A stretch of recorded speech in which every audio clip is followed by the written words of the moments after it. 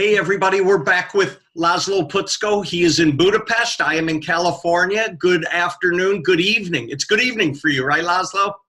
Almost. Good afternoon. Good late afternoon, yes. Good. We'll take all of it this way. So I know, and I picked this background because it looks like we're floating in East Asian waters, and I know you were just traveling from Budapest to South Korea. Korea. How was the trip? It was always exciting. I'm very excited to go back to South Korea. I was there in the autumn as well, visiting facilities and spas and beauty centers and clinics and hospitals and service providers that looking into how they can sell their services to foreigners. We always think about Europe, you know, as having ancient bath or ancient spa or ancient beauty as listeners, if you did not hear Laszlo and I do the previous video on worldview, please go back and pick it up on our YouTube site. You will be amazed at the things we talked about. But let's go back on. So we're in Southeast Asia and you went to Korea, and of course, product is interesting. I mean, the Asian market, just like the US or anywhere else, we're very engaged in product, right? Yes. They're absolutely crazy. I have to use the terminology crazy in terms of product sales and product development and brand development, especially K-beauty, as in Korean beauty. But now they are seriously challenged by C-beauty, which is Chinese beauty. And of course, everybody is looking into what J-beauty, as in Japanese beauty, is doing. So all these three culturally motivated and culturally defined beauty understandings are driving product sales as well and product development.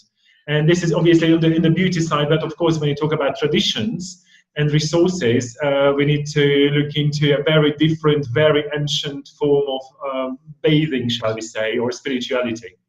Did you have treatments while you were over there? Yes, actually I had anything and everything which was possible during a day, yes. I love that. Well, did you find in Korea, it's you were in Korea, but it follows more of a ritualistic path. Like you spend much more time at the spa rather than the American, hey, I'm in for my 30-minute facial, I got to get the heck out, correct?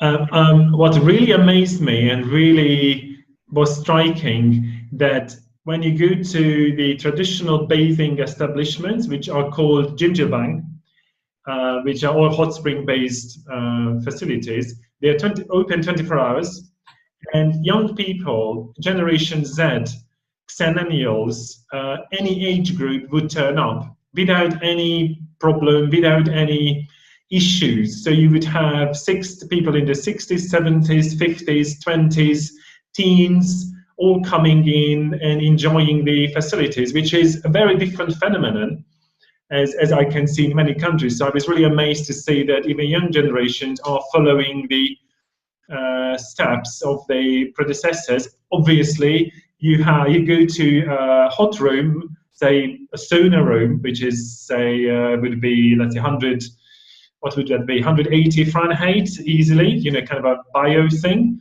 and people on their phones chatting away, Instagramming in the hot room, not outside, but indoors. There shows a lot of difference between that and the U.S. market, right? Where it's phones off, stop using it. You need to be 18 years old. I mean, there's still a lot of restrictions, moralistically or otherwise. I'm not clear in the U.S. market. But you talked about younger people. Do you know? I just read where the terminology, right? The next generation coming up, this Gen Z, they're 7 to 22 years old. They're very interested in environmental and social causes, and they have a lot of money to spend. Now, it might be their parents' money at this point, but you know, they're very engaged. Look, they're that generation. They were raised with, like, this is never out of their hands, right?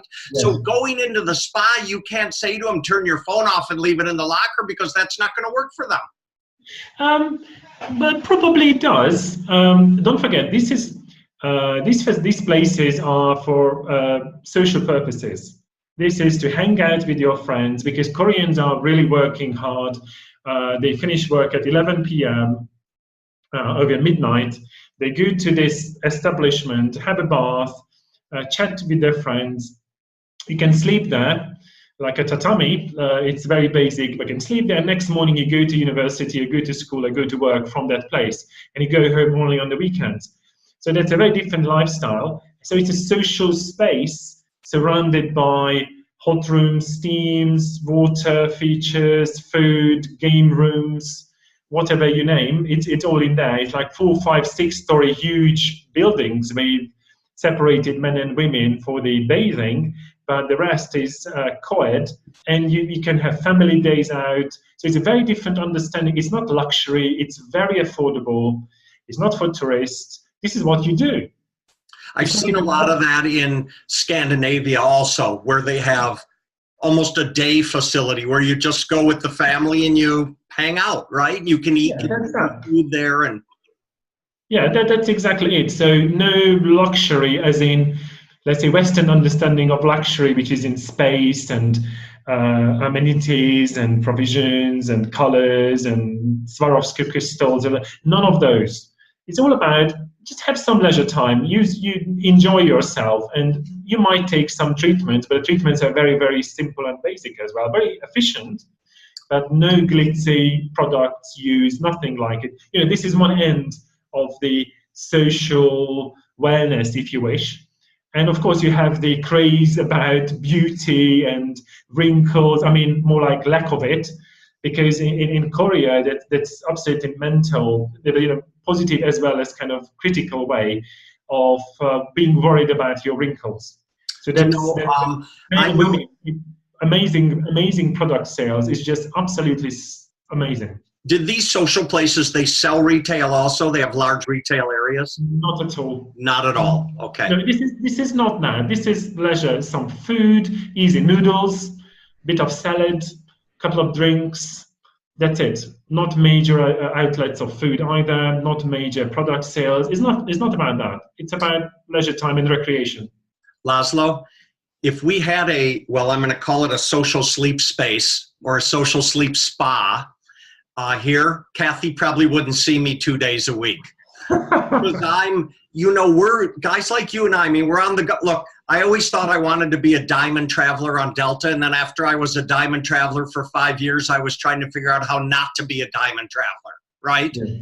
And the ability to just, like, I use down here a infrared sauna. I go twice a week for 45-minute sessions. It's kind of my quiet time, right? I like to get into it. I'm one who likes to take the water. So for me, just kind of being in the pool and floating and stuff, that is my cathartic treatment. It's a way of relaxation. So even though we focus here on the U.S. maybe too much on, or more so on the luxury and the resort level glitzy spa, this social gathering can't be far behind. Not at all. And I think this is certainly one way for even product development or service development to affordable social recreational translation of the spa concept or the wellness concept, because that's what people can afford and people are very happy to do, actually, because at the moment the association of the word spa is, especially in North America, it's all about high level, luxury, very expensive. Don't even think about it. You cannot call an affordable facility a spa because the associations wouldn't support it. Right. So you would need to call it somewhat else. Right. But the market is there, and young people are very happy to spend some time together with their friends in a space which is safe, calm, easy, not complicated, not expensive, and at the same time is good for them. And let's say the Korean example, I absolutely admiring the cultural phenomenon that young people still follow the footsteps of their parents and they still go, and it's uncomplicated and it's very easy, and that I really, really like. Well, I love it. In fact, on my next trip over, I'm going to make you take me to some social spaces, okay? You can count on that. Thank you. Laszlo Puczko, Zelem, he's in Budapest. He's a man of the world. He travels everywhere. He'd love to hear from you. You know his information comes up on the next screen. Laszlo, it's always a pleasure talking to you. Best to you and your family. So is mine. Thanks a lot, Alan. Bye-bye. Bye.